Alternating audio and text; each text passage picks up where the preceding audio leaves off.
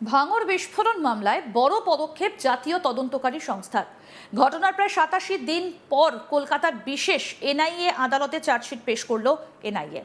বুধবার আদালতে 65 পাতার একটা বিস্তারিত চার্জশিট জমা দেয় তদন্তকারী সংস্থা।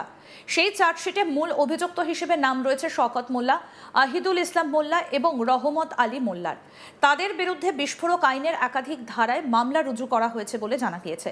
তদন্তকারীদের দাবি, বিস্ফোরণের ঘটনায় অভিযুক্তদের ভূমিকা সম্পর্কে গুরুত্বপূর্ণ তথ্য এবং প্রমাণ সংগ্রহের পরই এই চার্জশিট আদালতে জমা দেওয়া হয়েছে। এনআইএ সূত্রে খবর, মামলার তদন্ত এখনও চলবে এবং প্রয়োজনে আরও তথ্য আদালতের সামনে তুলে ধরা হতে পারে। এই মামলায় এখনো পর্যন্ত মোট 4 জনকে গ্রেপ্তার করেছে এনআইএ। তাদের মধ্যে অন্যতম শওকত মোল্লা।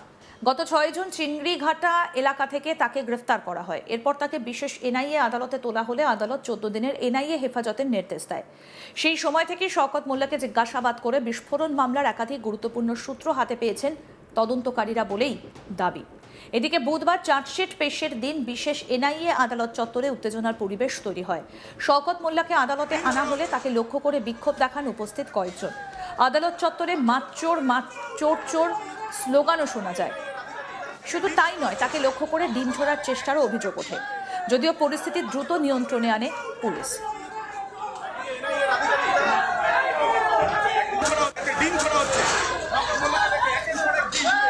আদালত চত্বরে আগে থেকেই ছিল কড়া নিরাপত্তার ব্যবস্থা। বিপুল সংখ্যক পুলিশ এবং নিরাপত্তারক্ষী মোতায়েন করা হয়েছিল। সেই কারণেই কোনো রকম অপ্রীতিকর ঘটনা ঘটেনি বলে জানা গিয়েছে। নিরাপত্তা বলয় ভেদ করে কেউ অভিযুক্তদের কাছে পৌঁছতেই পারেননি। ভাঙড়ের বিস্ফোরণের মামলাকে ঘিরে রাজনৈতিক এবং প্রশাসনিক মহলেও যথেষ্ট চর্চা রয়েছে। ঘটনার পর থেকেই তদন্তের দিকে নজর ছিল সকলের। অবশেষে চার্জশিট পেশ হবার মামলার বিচার প্রক্রিয়া আরও এক ধাপ এগোলো বলে মনে করছে ওয়াকিবহাল মহল। এখন আদালতের পরবর্তী নির্দেশ এবং বিচার প্রক্রিয়ার অগ্রগতির দিকেই তাকিয়ে রয়েছেন সকলে। আমাদের প্রতিনিধি মানস নস্কর কি প্রতিবেদন তুলে ধরেছেন শুনবো এবার। ভাঙড় বিস্ফোরণের ঘটনায় 87 দিনের মাথায় কলকাতার বিশেষ এনআইএ আদালতে চার্জশিট পেশ করল জাতীয় তদন্তকারী সংস্থা।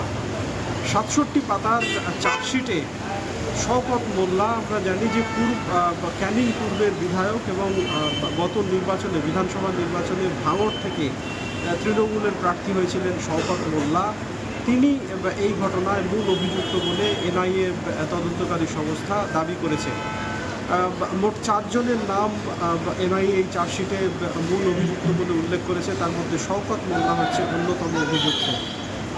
গতকাল যখন তাকে বিশেষ এনআইএ আদালতে পেশ করা হয়, তখন দেখা যায় তিনি মুখে মাস্ক ঢেকে আদালতে তিনি হাজির হচ্ছেন এবং পুলিশের পক্ষ থেকে যখন তাকে আদালতে নিয়ে আসা হয়, তড়িঘড়ি তিনি আদালতের মধ্যে ব্যাংশাল যে বিশেষ আদালত রয়েছে এনআইএ, সেই আদালতে তড়িঘড়ি প্রবেশ করেন। আদালতে তাকে হাজির করতেই চোর চোর স্লোগান ওঠে। শওকত মাতচোর বলে চিৎকার করেন ওখানে যারা উপস্থিত ছিলেন বিভিন্ন রাজনৈতিক দলের কর্মী সমর্থকরা। কিন্তু পুলিশ, যেহেতু পুলিশের কড়া নিরাপত্তা ছিল, ফলে কোনো রকম অপ্রীতিকর ঘটনা ঘটেনি।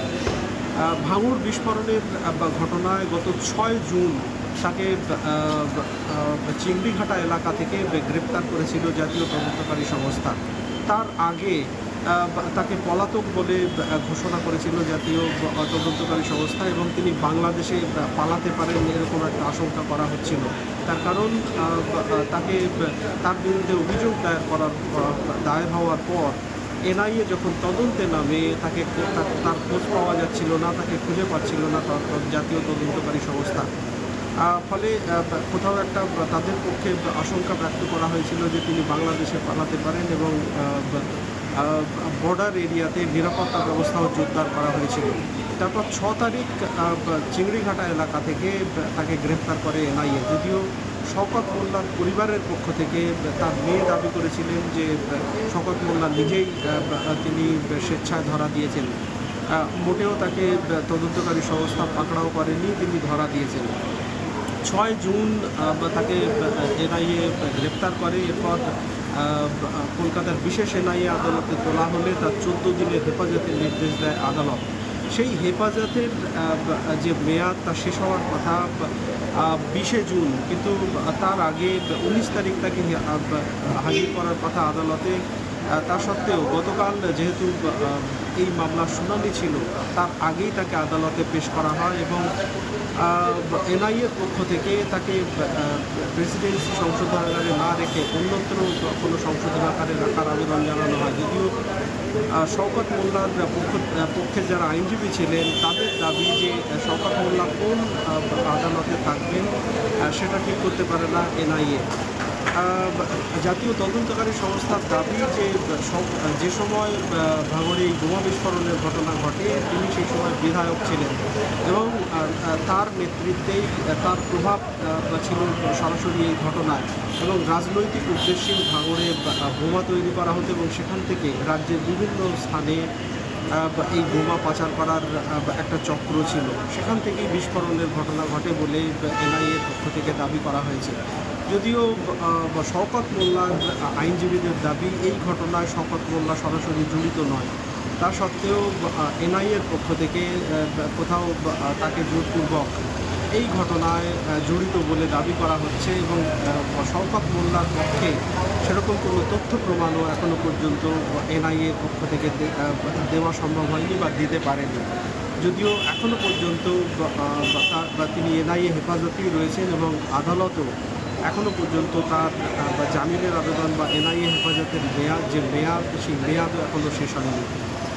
আপাতত জাতীয় তদন্তকারী সংস্থা শওকত মোল্লার বিরুদ্ধে চার্জশিট, এই ভাঙড় বিস্ফোরণ কাণ্ডে যে চার্জশিট পেশ করেছে 87 দিনের মাথায় ঘটনা, সেখানে শওকত মোল্লাকে মূল অভিযুক্ত বলে উল্লেখ করা হয়েছে। এছাড়াও আরও বেশ কয়েকজন অভিযুক্ত রয়েছেন, মোট 4 জনকে এনআইএর পক্ষ থেকে এই ঘটনায় গ্রেপ্তার করা হয়েছিল। স্বাভাবিকভাবেই ভাঙড়ের একসময় দুদণ্ড প্রতাপ নেতা, ভাঙড় এবং দক্ষিণ 24 পরগনার, যেহেতু তিনি ক্যানিং পূর্বের বিধায়ক ছিলেন এবং গত বিধানসভা নির্বাচনে আইএসএফের প্রার্থী নওশাদ সিদ্দিকীর বিরুদ্ধে ভাঙড় কেন্দ্র থেকে তিনি নির্বাচনে অবতীর্ণ হয়েছিলেন। আইএসএফের প্রার্থী নওশাদ সিদ্দিকীর কাছে পরাজিত হন এবং গোটা রাজ্য জুড়ে তৃণমূলের যেভাবে ভরাডুবি হয়েছে, একই রকমভাবে শওকত মোল্লার যে সাম্রাজ্য ছিল বলা যায় যে দক্ষিণ 24 পরগনায়, সেই সাম্রাজ্য ভেঙে চুরমার। ইতিমধ্যেই তিনি এনআইএর হাতে গ্রেপ্তার হয়েছেন।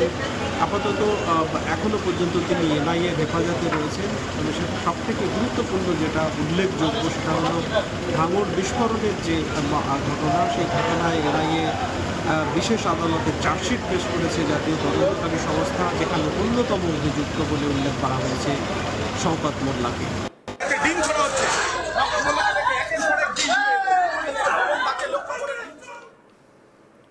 আরও আপডেট পেতে দেখতে থাকুন আজ তাক বাংলা, সাবস্ক্রাইব করুন।